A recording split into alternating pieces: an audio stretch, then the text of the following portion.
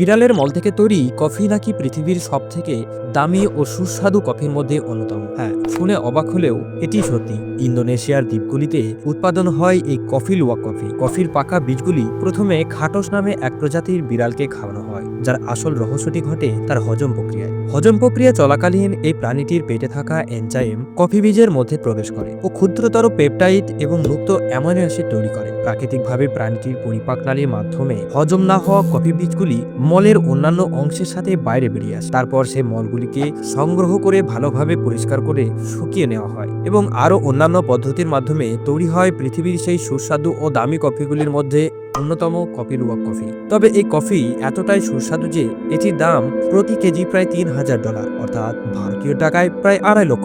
Coffee শুধুমাত্র একটি পানীয় নয়, এটি একটি অভিজ্ঞতা, আর কফি লুয়াক কফি সেই অভিজ্ঞতাকে নিয়ে যায় এক অন্য উচ্চতা। আপনিও কি কখনো এটি ট্রাই করতে চান? কমেন্টে অবশ্যই জানাবেন।